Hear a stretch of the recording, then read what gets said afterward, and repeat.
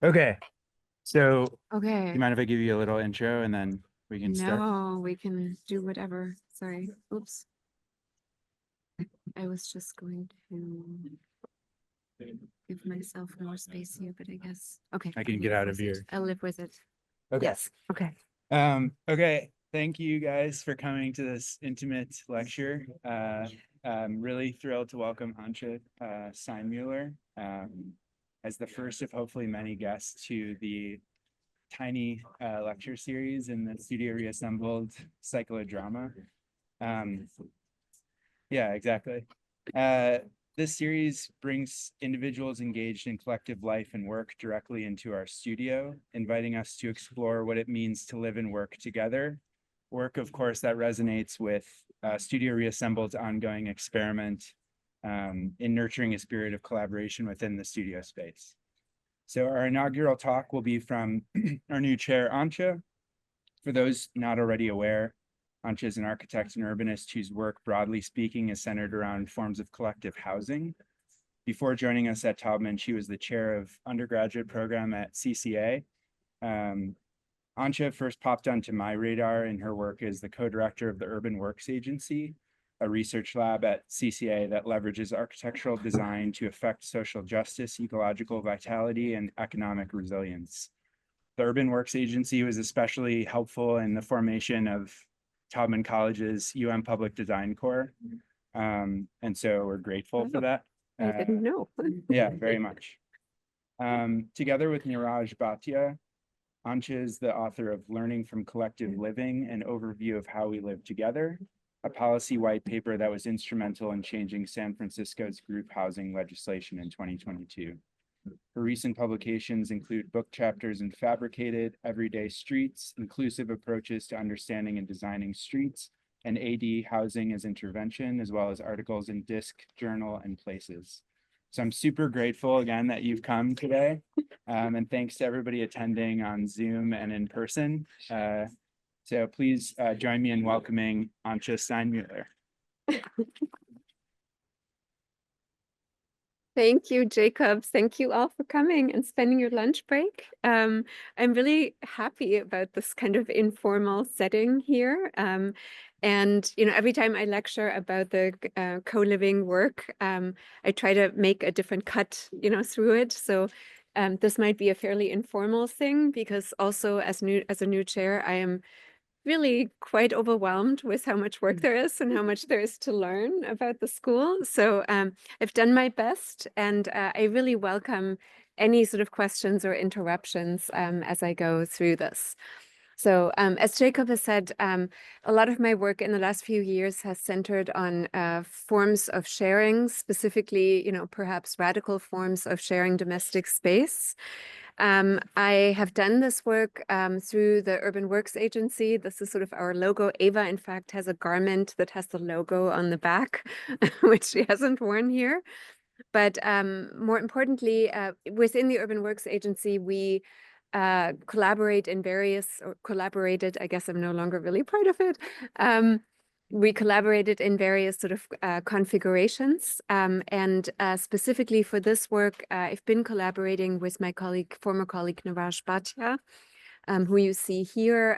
We always had a fantastic cast of CCA graduate students as assistants, etc. So I should really point out right away that a lot of this work has had many, many wonderful hands and minds in it, even though it's not necessarily, we haven't listed sort of the author of each drawing.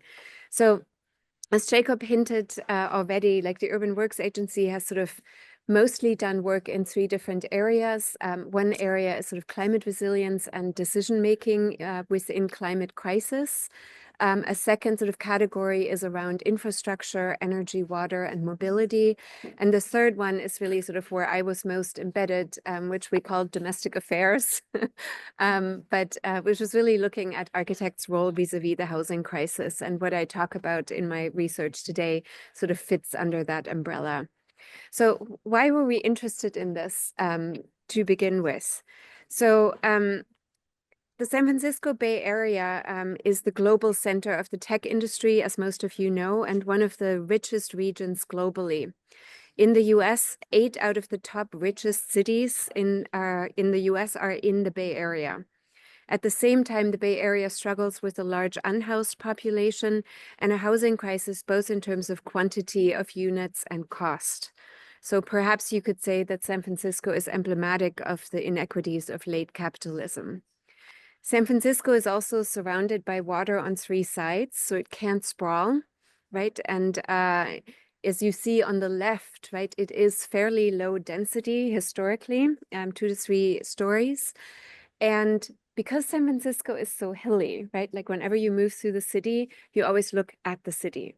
So everyone has a very precise idea of like what San Francisco is supposed to look like, namely 3 stories. So that it's politically really impossible to start like tearing something down and building much higher density.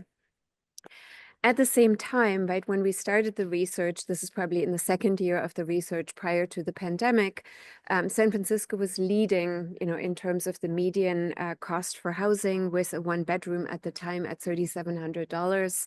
I know Ann Arbor is also really expensive, but San Francisco has gotten more expensive. So I think the cost right now is probably over $4,000 for a 1-bedroom. And you can just imagine how that makes it impossible for anyone, for example, for high school teachers, et cetera, to live where they work. So at the same time, there is a little bit of housing production, but the housing production follows a developer model of building micro units, right? And we could ask the question, like, is less more? So a micro unit typically is a compressing of all the amenities that you would normally find in a reasonably sized unit, but it's squeezed together so that you can probably fry an egg while sitting at the edge of your bed, and the underside of your Murphy bed folds out down as a desk. So it's a huge reliance on customizable furniture, and clearly, right, because of it, it's you can imagine, right, if you want to move in with your partner, you have a kid, you get pets, etc., it immediately doesn't work. So not a very flexible form of housing, still just as expensive, right, as normal units. So it's not the solution. So what we observed in about 2017 or 18 was that all over the Bay Area, we could see a resurgence of a more informal bottom-up way in which housing was shared. So huge resurgence in what we might call communes, intentional communities, etc. And once we started directing our attention to ways in which people moved in with one another, we saw that there was a huge range of motivations and manifestations of how exactly that happened. Anywhere from co-housing, to co-living startups that were sort of developer provided, to hacker hostels, really happening within the sort of networking, co-working community of the tech industry, co-ops that had a tradition on the Berkeley campus, and so on, intentional communities, etc., in the mix of all of this. And many, many reasons, right, for people did this. So this is probably a good moment to talk about the slides that are sort of coming in between that say sharing a lot. I do want to differentiate sharing and commoning. So sharing, we might look at as sort of the sharing of domestic resources that is really driven by necessity or by convenience. And so, one could see, for example, a lot of like new developer housing that were sort of dorms for adults. So people who move in there do this, out of a mild interest in, working with or living with like-minded people, but mostly because it is convenient and because, the rent is lower, etc. This is quite different, right? Sorry, I should say with this one also, it typically doesn't lead to a lot of long-term community. Right? People move in and they move out, right? They don't necessarily share things at the same time, right? There might be a workspace or spaces for talking privately on your phone and so on, but they're not necessarily shared synchronously, right? So out of that, community doesn't as much develop. Commoning, on the other hand, is a system by which communities manage and share resources, cultural or natural, with a minimal reliance on the market or the state, and where each stakeholder has an equal interest.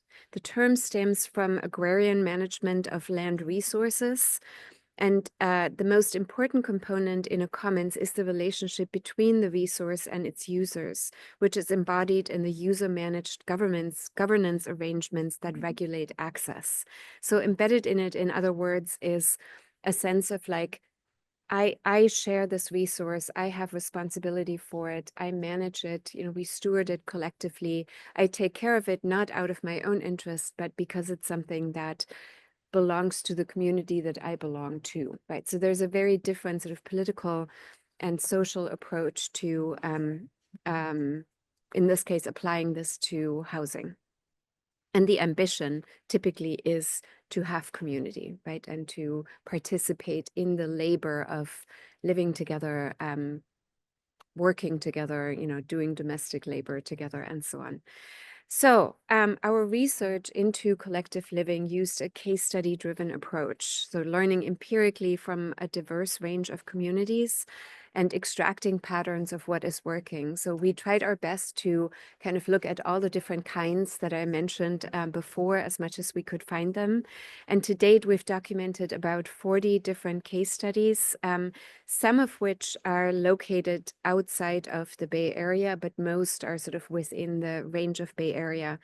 The reason we ended up sort of branching out is because we understood pretty quickly that in the Bay Area, the bottom-up model of just occupying a building that wasn't made for it is dominating.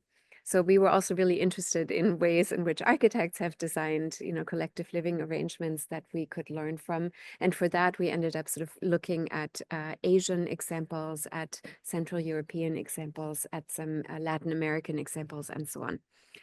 So before I sort of launch into some examples, I should say that sharing domestic space is not new.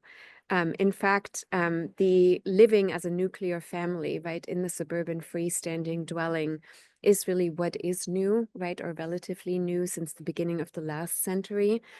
And we can look at history, across the globe at both vernacular typologies like the Fujian Tulu dwellings in China, or at architect designed versions, right? I'll go back to this in a second, where, precedents exist again out of various motivations, right? The Tulu in Fujian, China is built for, as I understand it, for large extended families and serving more than one generation. The extended family here is held by thick walls of defense and very open towards the center. But the really interesting part about it is that the family occupies a slice, right? It's not that you have a horizontal apartment, but rather you have your kitchen on the ground floor. On the second floor, you might have sort of dining and living, then the kids' bedrooms, and at the top with the most privacy, sort of the head of the family, and so on.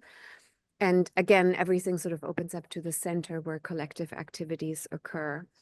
Most of you will know the Naukampfing building, designed by Ginsberg. And here it's, a great example for a new housing paradigm in Russia from the 1920s. And it marks a kind of opposite of what the US government tried to do with the single family housing and house ownership, which tied more or less people's responsibility to the nuclear family and to paying off the mortgage, right?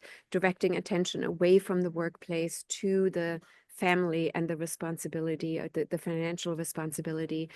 Here, the opposite was the case, right? You didn't need to pay this off, right? You had your units.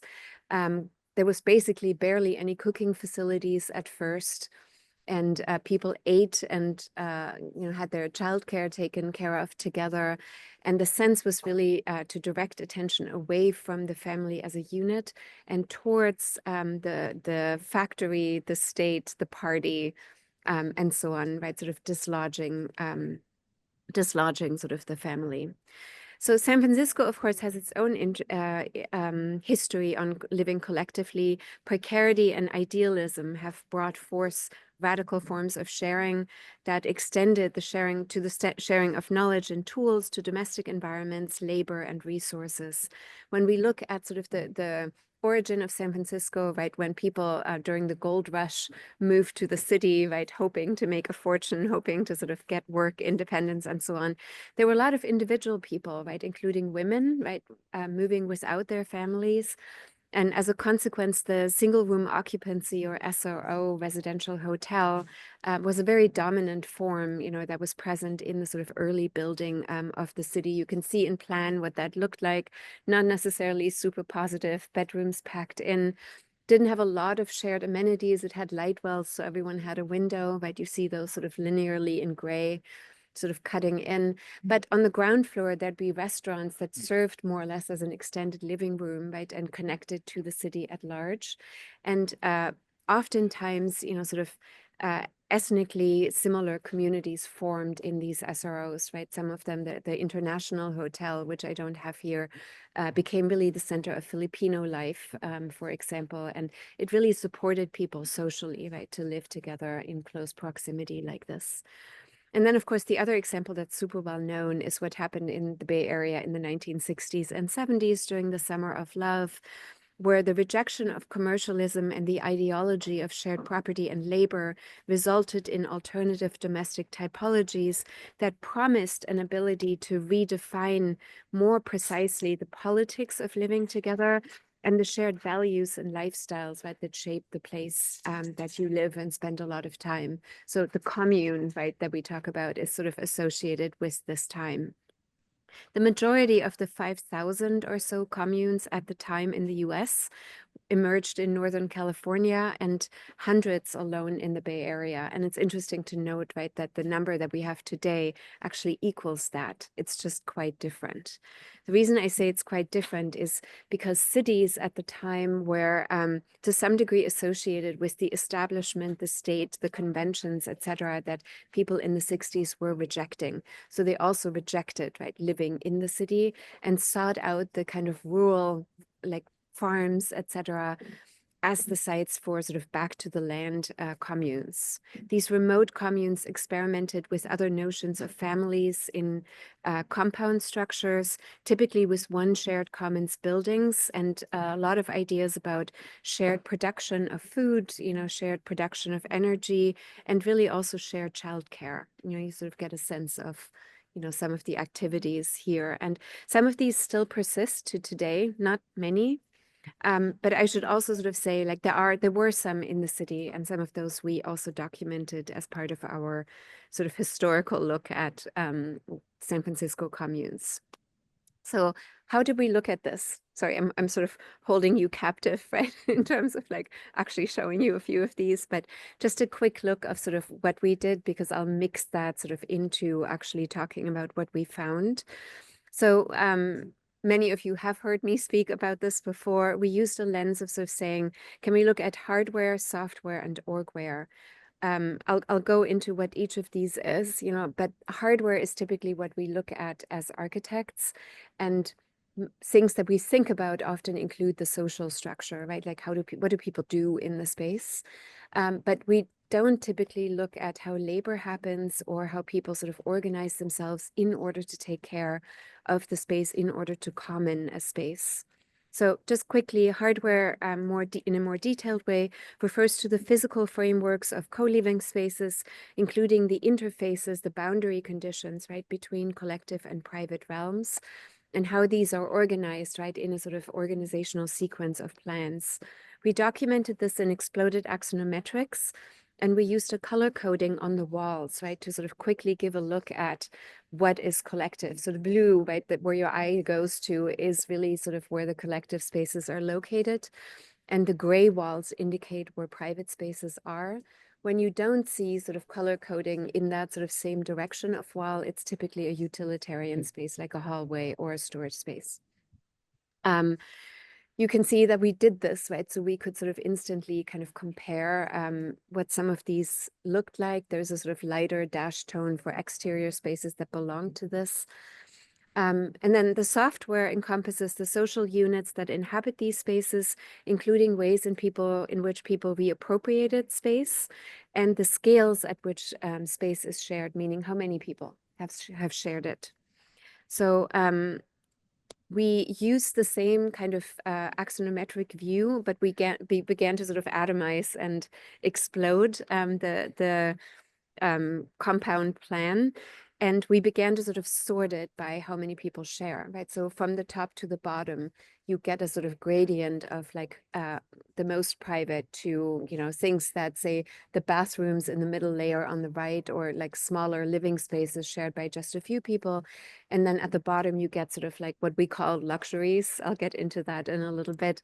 But all the things that you get because you live in a shared situation, right? These are the bonus things that you wouldn't normally get when you just kind of live in a one-bedroom apartment. We also sort of looked, as I said, at the appropriation of space. So here the blue lines kind of look at the things that people brought to the space to make it their own. And say, you know, in a kind of bunk bed situation, you know, you might like hang some clothes or, you know, something to create additional privacy. You bring your stuff to feel good at home. And the black is really just sort of what the architecture provided. So again, we sort of did this to compare and sort of see different hierarchies. Will you give me a warning when You're it's totally like good. 20 minutes out? Yeah, yeah. Yeah, Okay, you're good. totally good. Okay, and then the third lens, you know, delineates the governance structures, including the distribution of labor, domestic labor, and the organization of sort of decision-making and power, right? And part of that for us was also to look at, okay, how are resources really distributed? What is private? What is semi-private and collective? So here the black is sort of what is all the square footage, right? That is fully private. The sort of dashed is what's sort of temporarily private. There's a medium gray for things that just a few people share. And then many sort of different things that are shared by everyone sort of living in the space. We also looked at other statistics, namely sort of how many people live there. Are some people just guests? You know, some people sort of sublet parts of their collective. And then how long do people stay? What is their age range? We also looked a little bit at who is it really? Is this a privileged sort of white demographic? Is it mixed? You know, is it a vulnerable population, and so on? As anyone who's ever lived in a commune has noted or has lived with other people, right? It's really hard, right? And it takes rules to sort of govern like how something is cleaned up, who does the dishes, right? Who cleans up after themselves, who does how to not eat other people's food, and so on. So we became really interested in how these rules work. And then also how it worked when people wanted to make changes to the space. Right? Do you have to sort of like ask everyone and get everyone's buy-in if you want to paint the bedroom wall purple, right? Or at what point does this become sort of like a massive endeavor? So in order to do this, we started producing these more esoteric diagrams. So in the middle, it sort of states a decision-making process without really elaborating on it. The diagram is really about labor. And so the tick marks you see around the face of the clock are all the hours of domestic labor in a given month. And the concentric sort of circles going inward go from things that have to happen on a daily basis to weekly, monthly, quarterly, annually, sort of towards the center. So as a way of sort of noting that not all labor is equal. And then you see sort of different dot patterns, right, and hatches. So this was a particular commune, the embassy, that had stewards for each sort of area of domestic labor. So the stewards are sort of listed on the right with their dot pattern associated. So those were just people, you know, because this was a group of like, I think between 20 and 25. And that's already sort of large enough, right, where you have to have a system to talk about things. So in this case, say Abigail, you know, as a recruitment steward, right, would delegate some of the labor, right, to other people. But she would be the person to sort of have oversight in terms of like how this would be organized. So I hope this makes somewhat sense. You also see some dot patterns like next to the names around the clock face. There was a system of credits, or yeah, credits, I guess they called it, that had to do with how difficult labor was. So doing the accounting every month was different from, say, changing a pillowcase. So this would somehow be noted and figured into the amount of labor done, right? But it begins to tell you, right, the care that goes into actually configuring stewardship and maintenance in a way that produces a lasting community, right? Not one full of unsatisfied people who feel like they're cleaning the toilet all the time, right? Okay, so finally, I'm going to talk about just some things that we observed, and mostly I want to sort of talk about like what is it that's actually shared in these different configurations, and it'll be a wild ride, you know, through different types of case studies. So here's a more suburban Bay Area house called Radio Eden that doesn't exist anymore. But in Radio Eden, right, you sort of see it on its suburban site. It had sort of like two main buildings and a garage building. And this is really sort of one of the co-living startups for, you know, co-workers. And its sort of form of sharing was characterized, for example, by the fact that the bed was really not about privacy at all, right? So there was no private bedroom. Everything was sort of in rooms of like 6 beds or 8 beds, right? So bed is really sort of the private thing, you know, but you don't have sort of much privacy at all. However, you gain an access to an enormous amount of co-working space. Right, and that is really what the space is about. There's a legacy of some of that in the 60s commune. So this is one of the most well-known communes from the 60s called Cauliflower. And, you know, this is in a typical suburban mansion. You can probably let her go. She's not going to run away. Unless someone is uncomfortable with her, let me know. She might just wander. So typical 3-story suburban mansion. And the first thing that they did was basically rip out the walls so that at the top level, right, you're basically in a completely open space and there's mattresses and everyone sleeps in one room. And it's only sort of in the ground floor where you get sort of more, you know, like a living room separate from a kitchen and so on. So very different sort of understandings, of course, of sexuality and how you share sort of intimacy with a larger sort of family. So different motivations, right, for why bedrooms are not necessarily private. This is another sort of membership-based startup, I guess, called Podshare. So this exists in LA and San Francisco. And here they bought a mansion that was a single family mansion in which the upper floor, you know, where these bunk beds are located that you see here, the upper floor was just one master bedroom. And it was configured in a way that you could lower the bed into the ground and close it. So you could have a ballroom instead of a bedroom. So, you know, very, very privileged kind of designed spaces. But now 14 people sleep in highly designed bunks, right, that have a television, have, you know, shelving, lighting, and so on, sort of everything, storage, etc., is all sort of built into the bed itself. And then the rest of the Hi building there. really sort of a Can I just skip this? luxurious way of Oops. living Yeah. and working, etc., together. 11.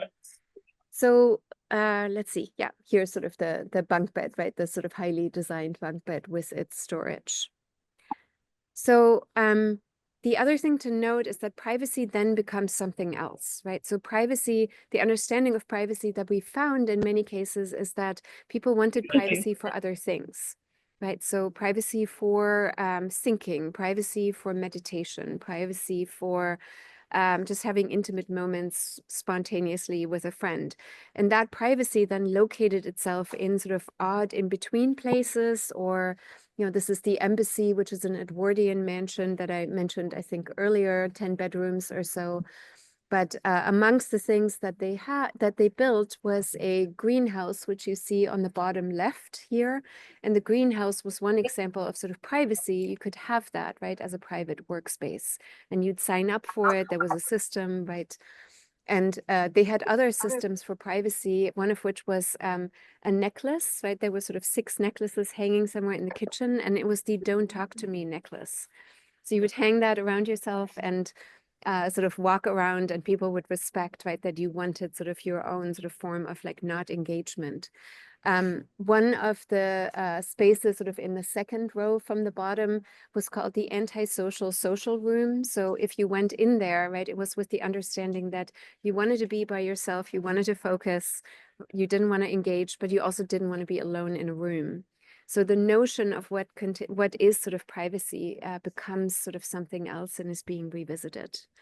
So we found like lots of these, right, in all of these. And at some point, we 3D printed all of these little things, for an exhibition. On the left, for example, is a 5-foot tall space that sits above garbage cans, and that was turned into a library and reading space big enough for 2 people. So you get these kind of creative uses of spaces, right, as sort of manifestations of privacy. So, of course, this begs the question, like, what's the form of collectivity, right? And in some of the examples we looked at in Europe, we found, interesting architect designed ways of this. So this is one of the early forms of Danish co-housing, which is a form of housing that still emphasizes very much sort of the private unit. So you can see here quite typical sort of 1 or 2 bedroom units that are kind of arrayed, along a big green space, but they're also arrayed along this giant sort of what could have been just a hallway. But the way it was designed, through the way the units plugged in, allowed for it to be a children's play space and storage space and kind of an indoor-outdoor sort of living area. And the picture you see on the left is sort of that space. And then in the knuckle of the L, right, there's also kind of bigger dining spaces. And I believe in that co-housing development, everyone has to be part of the group that cooks once a month, right? So there is a kind of larger scale effort at doing things together. I come back to what I said earlier about how things are shared. We noticed that in many cases that there were many scales of sharing, right? You might share a room with 1 other person like you do in a dorm. You might share a bathroom with 4 people, a kitchen with 9 people, and living spaces with like 30 others.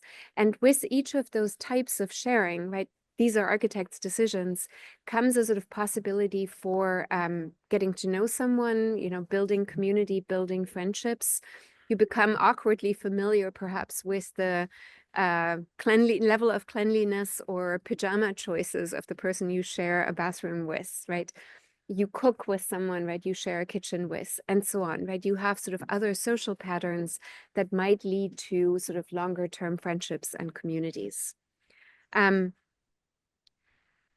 The other thing that sort of is the main advantage, right, that people in intentional communities would argue for is that by pooling resources, right, and just sort of letting go of the notion that you have to have your own kitchen, you gain access to an enormous amount of shared facilities, your bowling alley, your outdoor shower, your, I don't know, access to a van, to event spaces, etc. All those things that you wouldn't have access to if you were just renting a 1 bedroom or a studio space, right? So we call those luxuries.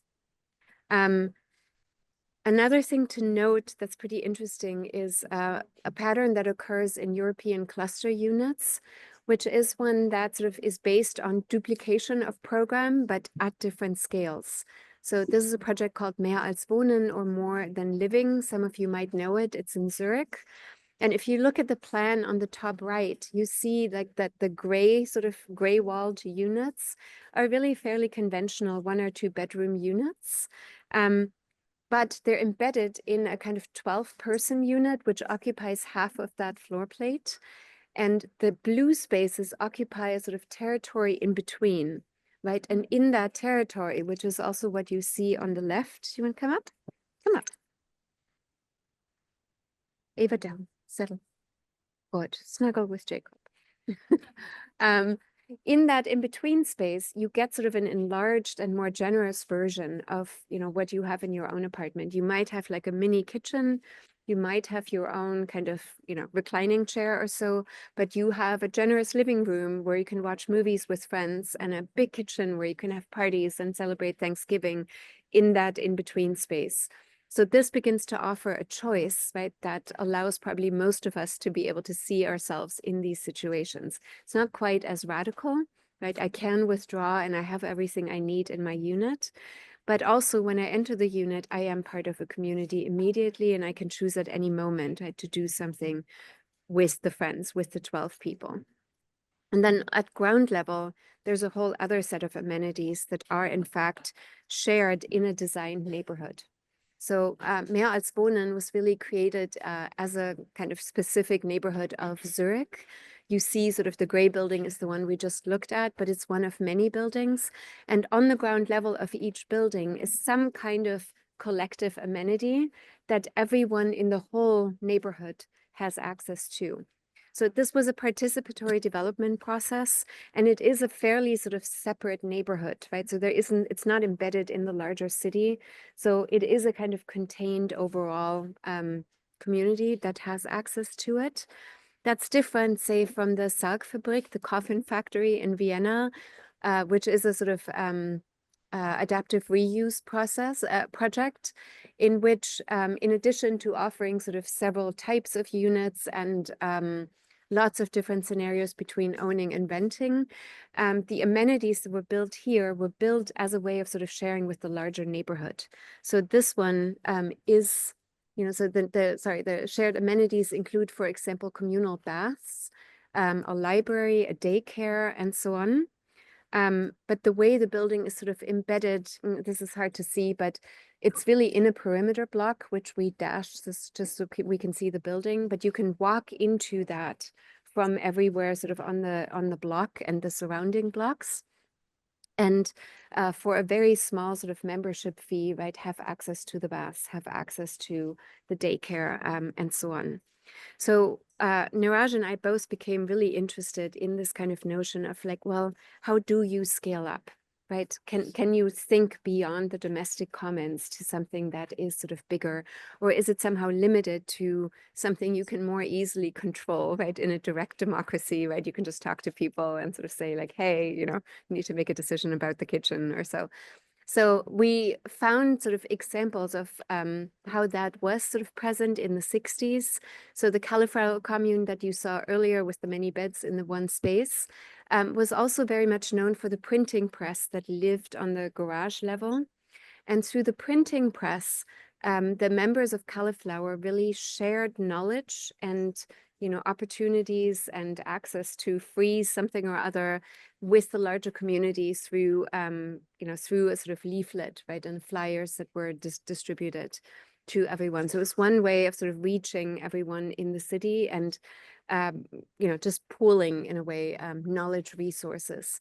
The Cauliflower members were also very involved in the free food conspiracy, which collected food stamps to basically pool food and then hand it out to the people most in needs at the edge of city parks, for example.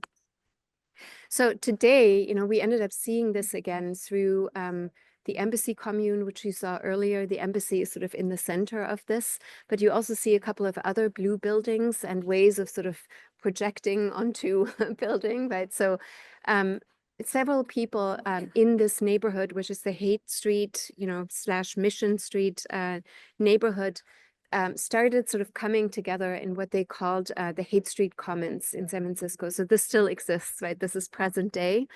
And so for them, the question was like, what do you share at city level, right? What are the things that normally we end up just storing like most of the year, right? And then we use it like once or twice, say a kayak, right? Or machinery to build something, or a van to transport something, or an event space, a yoga space, et cetera. The list goes on and on.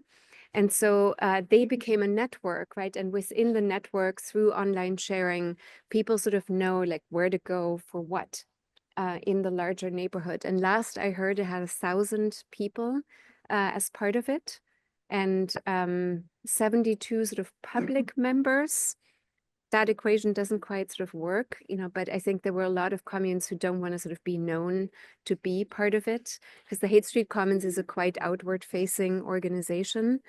And a lot of intentional communities are worried about being sort of out there in public because the way they occupy space is not necessarily legal for egress reasons and so on.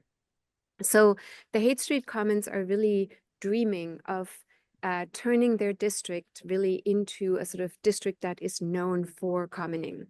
So one of the ways in which they've envisioned this is Garage City. So on the left, you see a couple of sort of garages and a former storefront.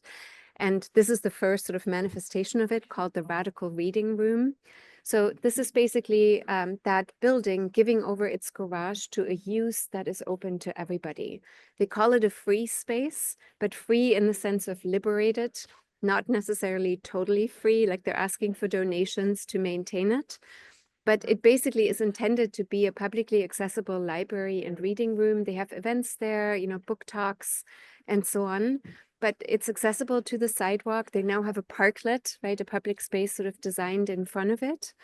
But their vision was sort of like, can we have this, right? By people sort of opting into this district, everyone sort of gives over their garage and offers something back, to the larger community.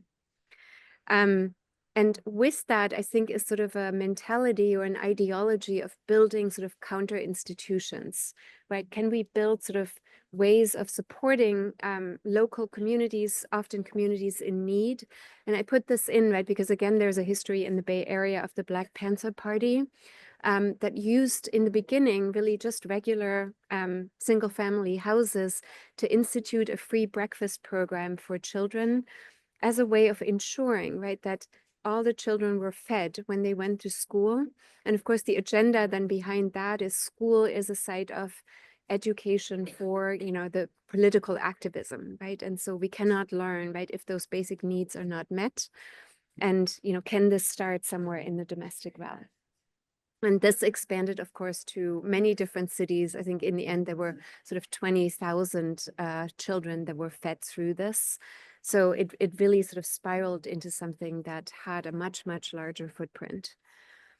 And then, of course, there are ways that, we talked about in Sharon's class this morning, other ways of sharing, right, that aren't necessarily spatially manifest, but that have more to do with how ownership works or how development works, or how at least sort of people who want to live more communally get to participate together with city organizations like in the production of housing. So the housing trust on the left works like kind of a community land trust.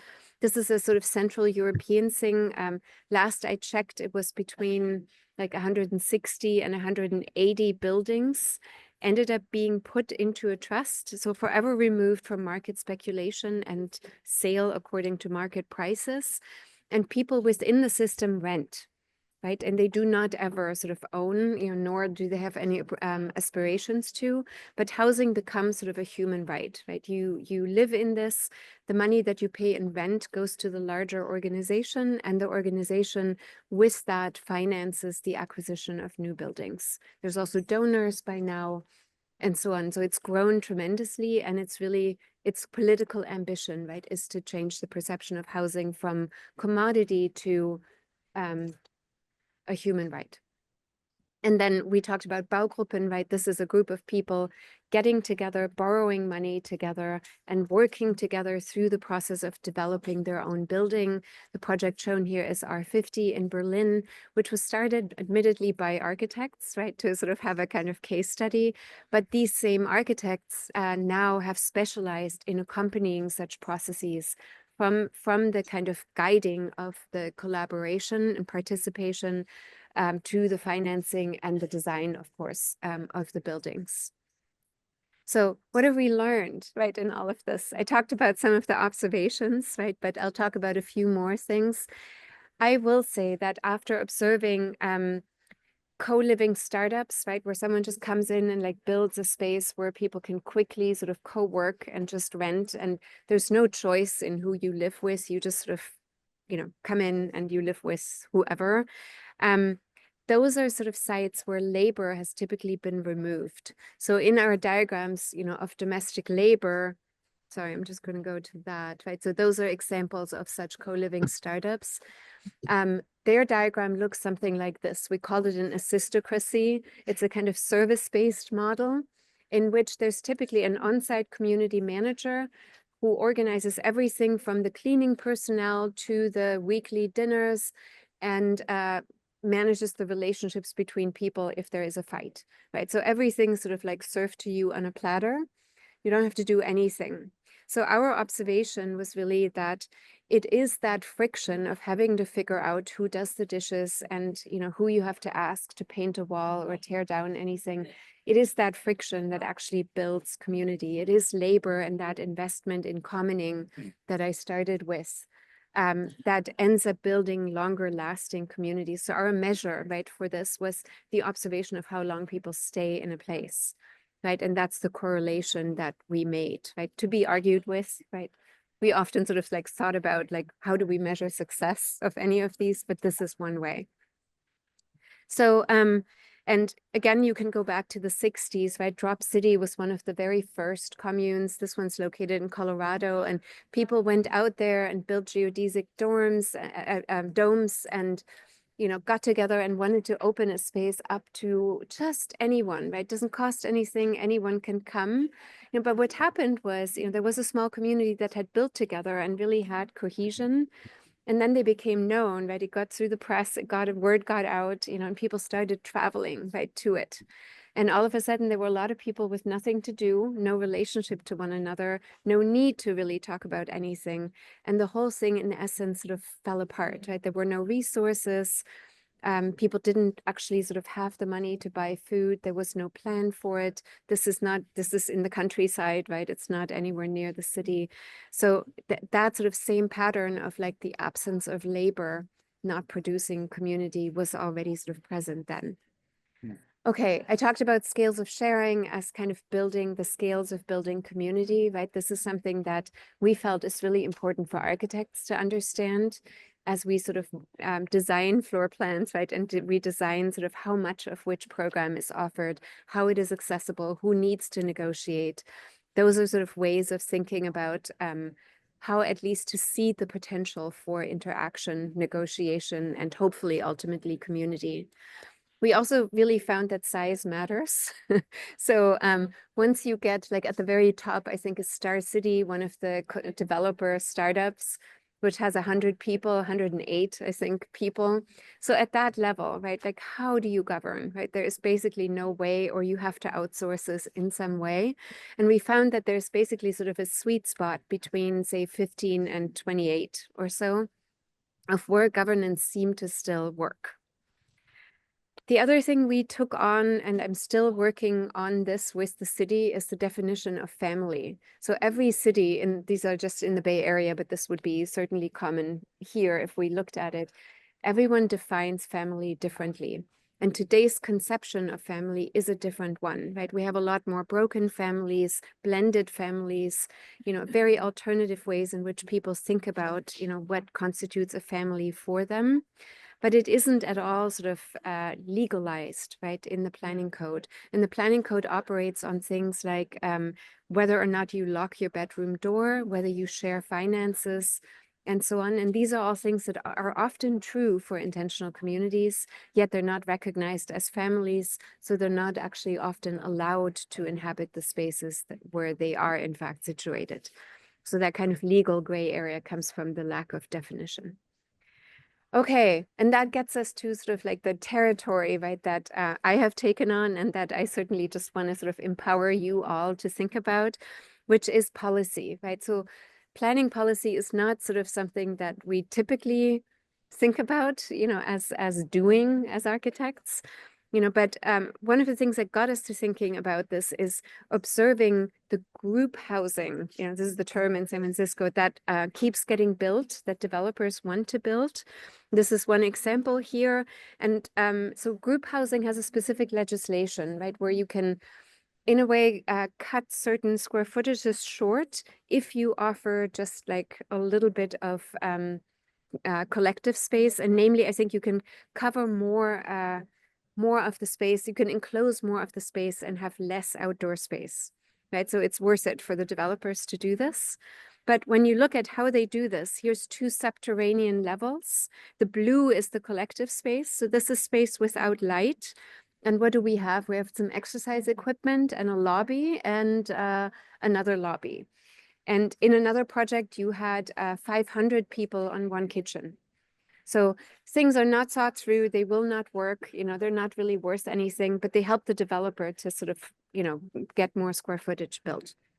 So because of that, we actually just took our research and like knocked on the city's door and sort of said like, look at this, you should be interested in this. And so we packaged it, you know, over time to look more like things that planners understand, you know, comparing all the square footage, comparing the, sorry, you can't see this because of the Zoom thing, but basically says like the ratio of communal space to private space, the ratio of kitchens to other things. And we looked both quantitatively and qualitatively. We also worked through interviews. We brought people from the communes to the city into conversations. And, you know, we ended up sort of looking with the city at what we were learning. And that again included some qualitative things. So here we're sort of looking at the percentage of kitchen to communal space, but we also looked at what is the form of the kitchen, right, as a social space. How open is it? How is it relating to other programs? You know, what is its configuration and what are sort of social implications of that? And one of the outcomes, if I can get it going, right, is a 300-page white paper that sort of documents all the things I just talked about, you know, all the case studies and a lot of sort of looking at land, looking at how it applies to San Francisco sites, you know, how the international precedents that we documented might fit onto San Francisco sites and so on. And we got to present this to the San Francisco Planning Commission. And from there, it went to the Board of Supervisors and it was signed into law in May of 2022. And it has changed the definition of group housing. There now is a clear sort of specified percentage of communal space that you have to have, how much kitchen of that there is, and so on, right? So the research has had real impact, even though it came purely from an architectural sort of interest. We're not planners, right? None of us has a background in it. And I will say we got hate mail. Right, so developers emailed CCA and said like, your faculty is ruining the production of housing in San Francisco. It was really ugly. So, you know, I don't mind it, right? Okay. In the sense that I think this is really something that will make collective living better over time. And so otherwise, you know, we have disseminated it. You know, there's always other ways in which we as architects can sort of share it in public. You know, we brought it to the Seoul Biennale and we always sort of did something slightly different. Here we worked with augmented reality to have a public, right, envision themselves in collective spaces and to sort of show like, this could be a yoga space and so on. We had a group, we were part of a group exhibition at Yerba Buena Center for the Arts. We participated in the Venice Biennale and really sort of, you know, here are the 3D models. Sorry if I can I cannot go up. On the bottom left side of the photo, you sort of see the forms of privacy and the forms of collectivity. So this allowed us to take a closer look at what the architectural form of some of these things were. And then we brought that exhibition back to a solo exhibition in the David Ireland House. But again, there can be more impact than sort of speaking to an artist, architect audience. So I'll close with that. I hope that was okay. It's about 5 minutes for questions. Oh my God, I'm so sorry. No, I talked so long. This is great. I saw some eyes closing. I'm sorry it went too long.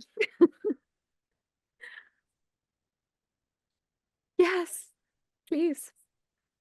So amazing. Thank you. Please.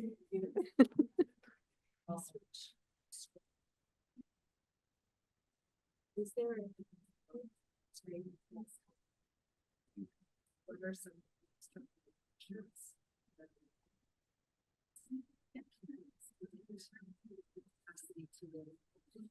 Yes, great question. So yes, there's definitely an ebb and flow. And I'm not a historian. We have not done a super careful analysis right throughout the history. But my impression from what I know is that there were definitely sort of peaks of it.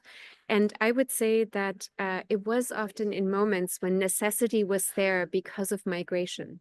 Right, whether it's a migration to cities when, you know, during industrialization, right, everyone wanted to be right in Central European cities, and therefore, right, we had to sort of quickly move to say, for example, the phenomenon of the one kitchen house, right, became an architect design thing that then really lost popularity again, right, because it is hard, right, it requires negotiation, right, and people sort of end up walking away from it at times, or because it maybe didn't build community that was worthwhile. But it makes me think about sort of things we talked about last week at the Climate Future Symposium. If we do think about climate havens, right, and we do think about perhaps an increase of population in the Great Lakes area, does this tell us something, right? Is this one of the incentives of why, you know, forms of collective living as a way of building density might in the future gain popularity? Right. Very cursory answer. Yes. Sorry, I'm asking a lot of questions today. I don't know if you can hear me. Yes. But related to that, like the idea of like people coming into your place and designing them, you talked about how that affected the place in Colorado and how like we do participatory design and like embed labor into collectivity when people are maybe transient or temporary, say like climate refugees or regionally displaced people. Yeah. So how do we deal with those issues when designing for collectivity? Yes. Yeah. I think I'd probably point to some of the scenarios that do happen in the Bay Area where a more permanent community will have a sort of segment of their bedrooms reserved for people who are more transient for whatever reason, right? For example, the embassy that I showed some pictures of was working with formerly incarcerated people, moving them sort of in between halfway houses and more permanent locations.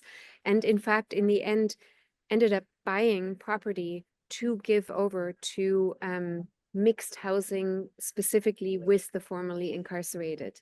So having these kind of mixed durations, perhaps linked to one another, might be one way, right, in which they can take root, you know, without sort of creating communities that are just in nature really transient and no one cares, but can also provide opportunities in which those who are transient begin to take roots in a community. Right.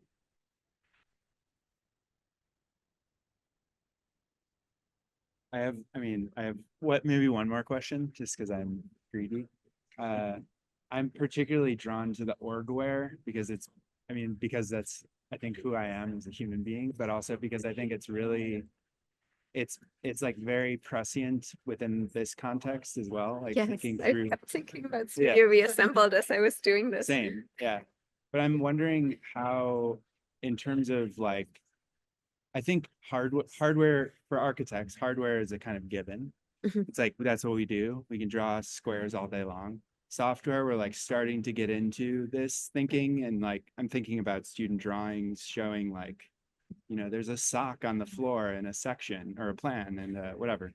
But orgware is like, like how have you thought about, or how have you incorporated orgware into your design thinking and also teaching as like a critical element, especially in the context of communal living or designs for communality? Yeah, also great question, and I try to incorporate it, but I think looking at orgware argues for probably a different model of an architectural practice, and you know, as architects, we still think of ourselves as sort of the authors, right, of design, right? We're the ones designing and producing. And I think what you see in the building groups, right, and some of those practices is that architects are really also the stewards of the process, right? And they are the ones who bring people together. They might be the ones who bring in nonprofit organizations, right, and create the right mix of people, you know, to come together, who navigate sort of public funding and, you know, private lending and so on as part of their repertoire, and to really accompany that entire process and make it more participatory than it would otherwise perhaps be.